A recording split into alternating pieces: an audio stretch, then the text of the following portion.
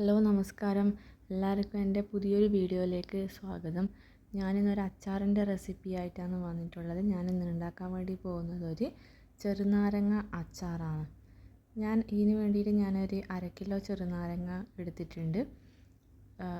ആദ്യമായിട്ട് നമുക്ക് ഈ ചെറുനാരങ്ങ നല്ലപോലെ ഒന്ന് തണുത്ത വെള്ളത്തിൽ കഴുകിയിട്ട് എടുക്കണം. ഞാനതൊരു 1/2 കിലോ ചെറുനാരങ്ങേൻ്റെ അച്ചാറാണ് ഉണ്ടാക്കാൻ വേണ്ടി പോകുന്നത്. നല്ലപോലെ തണുത്ത വെള്ളത്തിൽ നല്ലപോലെ 2-3 പ്രാവശ്യം നമുക്ക് ഇതൊന്ന് കഴുകി എടുക്കണം. അതിന് ശേഷം ഞാനിതൊന്ന് ആവി കയറ്റി എടുക്കാൻ വേണ്ടി പോകുന്നു. ഒരു ഇഡലി പാത്രത്തിൽ വെച്ചിട്ട് ഞാനൊരു 3-4 മിനിറ്റ് ഒന്ന് ആവി വന്നിട്ടൊരു 2-3 മിനിറ്റ് മാത്രമേ വെക്കാൻ വേണ്ടി പാടുള്ളൂ, അല്ലെങ്കിൽ അത് പൊട്ടിപ്പോകും. ആവി വന്ന ശേഷം ഞാനിതൊരു 4 കഷ്ണങ്ങളായിട്ട് ഇതൊന്ന് മുറിച്ചെടുക്കാൻ വേണ്ടി പോകുന്നു. കുറച്ചും കൂടി വലിയ ലെമണാണെന്നുണ്ടെങ്കിൽ 6 കഷ്ണം ആക്കിയെടുക്കാം. ഞാനിത് ചെറുതായത് കാരണം 4 കഷ്ണങ്ങളാക്കിയിട്ട് മുറിച്ചെടുക്കുമെന്ന്. മുറിക്കുന്ന സമയത്ത് തന്നെ നമ്മൾക്ക് ഇതിൻ്റെ കുരുവെല്ലാം നല്ലപോലെ ഒന്ന് മാറ്റിയെടുക്കണം. കുരു അച്ചാറിൽ കിടന്നു കഴിഞ്ഞാൽ അച്ചാർ കൂടുതൽ കയ്പ്പ് ഉണ്ടാക്കും. അപ്പോൾ ആ എല്ലാ കുരുവും നമ്മൾ കളയണം. അതിന് ശേഷം ഞാനിതിലേക്ക് കുറച്ച് ഉപ്പും ഒരു നുള്ളു കായപ്പൊടിയും കൂടി ഇട്ട് മിക്സ് ചെയ്തിട്ട് മാറ്റി വെക്കാൻ വേണ്ടി പോകുന്നു. ഒരു അരമണിക്കൂർ നമുക്ക് ഉപ്പും കായപ്പൊടി ഇട്ടിട്ട് മാറ്റി വെക്കണം. എന്നാലും ഉപ്പെല്ലാം നല്ലപോലെ ആ ലെമണിലേക്ക് പിടിച്ചോളും. കണ്ടില്ലേ, നല്ലോണം മിക്സ് ചെയ്തിട്ട് നമ്മളിത് ഒരു അരമണിക്കൂറോളം മാറ്റി വെക്കണം. ആ സമയം കൊണ്ട് നമുക്ക് അച്ചാറിന് വേണ്ടുന്ന ബാക്കിയുള്ള സാധനങ്ങളെല്ലാം മുറിച്ചെടുക്കേണ്ടതായിട്ടുണ്ട്. ഞാൻ കുറച്ച് ഇഞ്ചി, പച്ചമുളക്, കറിവേപ്പില ഇതെല്ലാം നമുക്ക് ആ സമയം കൊണ്ട് നമുക്ക് ചെറുതായിട്ടൊന്ന് അരിഞ്ഞെടുക്കേണ്ടതായിട്ടുണ്ട്. ഞാനിവിടെ ഇഞ്ചി, പച്ചമുളക്, കറിവേപ്പില, ഇഞ്ചിയും വെളുത്തുള്ളിയും വേണം കേട്ടോ. വെളുത്തുള്ളിയും ചെറുതായിട്ട് അരിഞ്ഞെടുത്തിട്ടുണ്ട്. ഒരു പാൻ വെച്ച ശേഷം ഞാനിതിലേക്ക് വെളിച്ചെണ്ണ ഒഴിച്ച് കൊടുത്തിട്ടുണ്ട്. നിങ്ങൾക്ക് വേണമെങ്കിൽ നല്ലെണ്ണയിൽ ഉണ്ടാക്കാം. അതാകുമ്പോൾ കുറച്ചും കൂടി നല്ല രുചിയും ഉണ്ടാവും. അച്ചാർ കേടുകൂടാണ്ട് കുറച്ച് നാളും കൂടി വെക്കാം. ഞാൻ വെളിച്ചെണ്ണയാണ് എടുത്തിട്ടുള്ളത്. വെളിച്ചെണ്ണ ചൂടാവുന്ന സമയത്ത് ഞാനിതിലേക്ക് ഉലുവ ഇട്ട് കൊടുത്തിട്ടുണ്ട്. അതിൻ്റെ കൂടെ കുറച്ച് കടുക് ഇട്ടിട്ടുണ്ട്. കടുക് പൊട്ടുന്ന സമയത്ത് നമുക്ക് ഇതിലേക്ക് നമ്മൾ അരിഞ്ഞ് മാറ്റി വെച്ചിട്ടുള്ള ഇഞ്ചി, പച്ചമുളക്, കറിവേപ്പില, വെളുത്തുള്ളി ഇതെല്ലാം ചേർത്ത് കൊടുക്കണം. തീ നമ്മൾ മീഡിയം ഫ്ലെയിമിൽ വെച്ചിട്ട് വേണം ഇത് ചെയ്യാൻ വേണ്ടിയിട്ട്. ഹൈ ഫ്ലെയിമിൽ വെച്ച് കഴിഞ്ഞാൽ വെളുത്തുള്ളി പെട്ടെന്ന് തന്നെ കരിഞ്ഞു പോവും. അതുകൊണ്ട് ലോ ടു മീഡിയം അങ്ങനെ ആക്കിയിട്ട് വെക്കണം. നമ്മൾ വെളുത്തുള്ളി അധികം നമ്മൾ മുരിച്ചെടുക്കേണ്ട ആവശ്യമൊന്നുമില്ല. അത് ഒരു ലൈറ്റായിട്ടൊന്നൊന്ന് മൂത്തിട്ട് വരുന്ന സമയത്ത് ഇതെല്ലാം കൂടി ഒന്ന് കിടന്ന് മൂത്ത് വരുമ്പോൾ നല്ലൊരു മണം വരുമല്ലോ. ആ സമയത്ത് നമുക്ക് ബാക്കിയുള്ള പൊടികൾ, മസാലകളെല്ലാം ചേർത്ത് കൊടുക്കാം.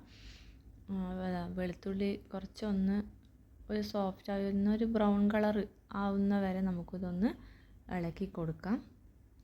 അതധികം കരിച്ചെടുക്കേണ്ട ആവശ്യമൊന്നുമില്ല, കുറച്ചൊന്ന് മൂത്ത് കിട്ടിയാൽ മതി. പിന്നെ ഇതിലേക്ക് ബാക്കിയുള്ള സാധനങ്ങളെല്ലാം ഞാൻ പറയാം. ഇതിലേക്ക് കുറച്ച് ഉപ്പിട്ട് കൊടുത്തിട്ടുണ്ട്. ഒരു നുള്ളു മഞ്ഞൾപ്പൊടി ഇട്ട് കൊടുത്തിട്ടുണ്ട്. മഞ്ഞൾപ്പൊടി ഒരു 1/4 സ്പൂണ് മതി കേട്ടോ. 1 സ്പൂൺ ഉപ്പ് ഇട്ട് കൊടുത്തിട്ടുണ്ട്. ഒരു 1/4 സ്പൂണ് മഞ്ഞൾപ്പൊടി, ഒരു 1/2 സ്പൂണ് ഉലുവ പൊടിച്ചതാണിത്. ഉലുവ പൊടിയും കൂടി ഇട്ട് കൊടുത്തിട്ടുണ്ട്. ഇത് ഇട്ട് കൊടുത്തതിന് ശേഷം ഒന്ന് ഇളക്കിയെടുക്കുക. നമ്മൾ നന്നായിട്ടൊന്ന് ഇളക്കിയെടുക്കണം. ആ സമയത്ത് നമ്മൾ ഈ മസാലകളെല്ലാം ചേർക്കുന്ന സമയത്ത് നമ്മൾ തീ നല്ലപോലെ കുറച്ചിട്ട് ലോ ഫ്ലെയിമിൽ ആക്കി വെക്കണം. അല്ലെങ്കിൽ ഈ മസാലകളെല്ലാം ചേർക്കുമ്പോൾ അത് പെട്ടെന്നങ്ങ് കരിഞ്ഞു പോകും. അതിലേക്ക് ഞാൻ കുറച്ച് കാശ്മീരി മുളക് പൊടി ഇടുന്നുണ്ട്. ഒരു 4-5 സ്പൂണ് കാശ്മീരി മുളക് പൊടി ഇടുന്നുണ്ട്. ഈ പച്ചമുളകിന് നല്ല എരിവുള്ളത് കാരണം ഞാൻ കാശ്മീരി മുളക് പൊടി മാത്രമേ ഇതിൽ ചേർക്കുന്നുള്ളൂ. നിങ്ങൾക്ക് വേണമെങ്കിൽ സാധാരണ മുളക് പൊടി ഇടാം.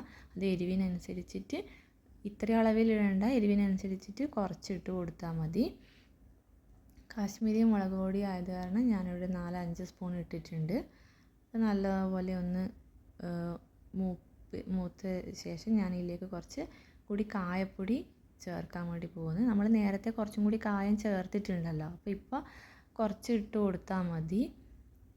ഒരു 2 സ്പൂണ് ഞാനിതിലേക്ക് പഞ്ചസാര ചേർക്കുന്നുണ്ട് കേട്ടോ. അപ്പോൾ അച്ചാറിൻ്റെ ആ കയ്പൊന്നും ഇല്ലാതെ നല്ല രുചി ഉണ്ടാവും. ഒരു 3-4 സ്പൂണ് വിനാഗിരി ചേർത്ത് കൊടുക്കുന്നുണ്ട്. നിങ്ങൾക്ക് വേണമെങ്കിൽ ഗ്രേവി കൂടുതൽ വേണമെന്നുണ്ടെങ്കിൽ കൂടുതൽ ചേർക്കാം. ഞാനൊരു 3 സ്പൂണ് മാത്രമേ ചേർത്തിട്ടുള്ളൂ. 3 to 4 ചേർത്തിട്ടുണ്ട് കേട്ടോ. അത് ചേർത്തതിന് ശേഷം നല്ലോണം ഒന്ന് ആ മസാല തിളച്ച ശേഷം നമ്മൾ അരിഞ്ഞ് മാറ്റി വെച്ചിട്ടുള്ള ഈ ചെറുനാരങ്ങ ചേർത്ത് കൊടുക്കാം. വിനാഗിരി ചേർത്ത് ആ മസാല ഒന്ന് തിളക്കണം കേട്ടോ. നന്നായിട്ടൊന്ന് തിളച്ചതിന് ശേഷം മാത്രമേ നമ്മൾ ഈ അരിഞ്ഞ് വെച്ചിട്ടുള്ള ഈ ചെറുനാരങ്ങ ചേർക്കാൻ വേണ്ടി പാടുള്ളൂ. നല്ലപോലെ ചേർത്ത് നല്ലപോലെ ഒന്ന് മിക്സ് ചെയ്ത് എടുക്കുക.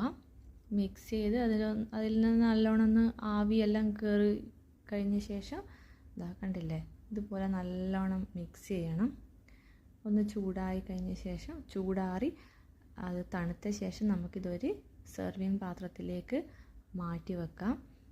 1-2 ദിവസം നമ്മുടെ വെളിച്ചെണ്ണ ആയതാണ് 1-2 ദിവസം നമുക്കിത് പുറത്ത് വെച്ച ശേഷം മാത്രമേ നമ്മൾ ഫ്രിഡ്ജിലേക്ക് എടുത്ത് വെക്കുന്നുണ്ടെങ്കിൽ വെക്കാൻ വേണ്ടി പാടുള്ളൂ കേട്ടോ. അപ്പോൾ മാത്രമേ നമ്മൾ ഉണ്ടാക്കി അതിൽ ആ മസാലയെല്ലാം അതിലേക്ക് നല്ലപോലെ പിടിക്കുള്ളൂ. കണ്ടില്ലേ, നല്ല കയ്പൊന്നും ഇല്ലാത്ത നല്ല ഒരടിപൊളി നാരങ്ങ അച്ചാറാണിത് ഉണ്ടാക്കിയിട്ടുള്ളത്. എല്ലാവരും വീട്ടിൽ ഉണ്ടാക്കി നോക്കണം കേട്ടോ.